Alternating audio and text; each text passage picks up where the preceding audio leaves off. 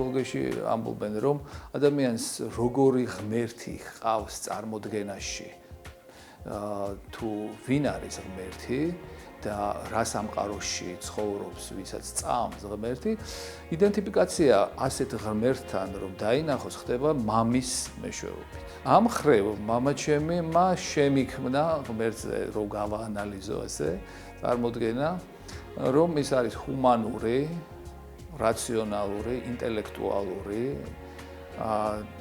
ღრმად დაინტერესებული ადამიანებით, სოციალური და ეს ყველაფერი, აი ახლა მე რაც ჩამოვთვალე, მოდის მამის სახიდან. დედა იყო ძალიან აქტიურად მზრუნველი, პიროვნება და ობიექტი.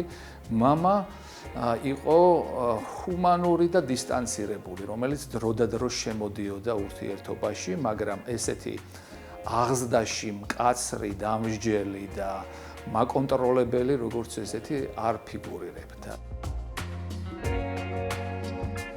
სოციალური ფსიქოლოგიის კარგი მკვლევარი და ექსპერიმენტატორი იყო და შეეძლო მნიშვნელოვანი კითხვების დასმა. და ჩემი ცნობის მოყვარეობა სამყაროს მიმართ აი ამ ხრივ ძალიან გააძლიერა. ღრმა კრიტიკული აზროვნება მას ძალიან ახასიათებდა და ჩემშიც გამოიწვია ძალიან დიდი ინტერესი და კვლევის წყურვილი აი იმ სფეროში, რომელშიც მე ვარ, ეს არის ქართული საზოგადოება, სოციუმი, ფსიქოლოგია, ფსიქოთერაპია, პიროვნება.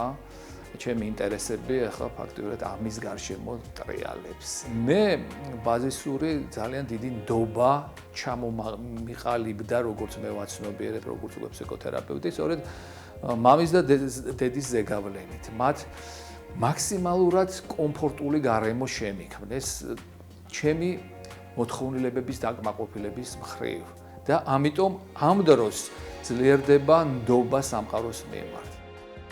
სალომეს ჩვენ პატარა გოგონასაც ეს დამოკიდებულება აქვს ახლა. ავტონომიურია, შეუძლია დამოუკიდებლად მოქმედება. ფონი ბავშვის როგორი შეუქმნას ოჯახმა და მშობელმა ძალიან დიდი მნიშვნელობის მქონეა. როგორ ისწავლის, თქვათ, უცხო ენას, საკუთარ ენას, მუსიკა, ცეკვა, ხელოვნება, სპორტის ესა თუ ის სახეობა. და ამ ხრივ ჩვენი პატარა სალომე ძალიან ბევრ რამეში არის ჩართული. სპორტში, ხელოვნებაში, სიმღერაში, ცეკვაში, ბალეტი.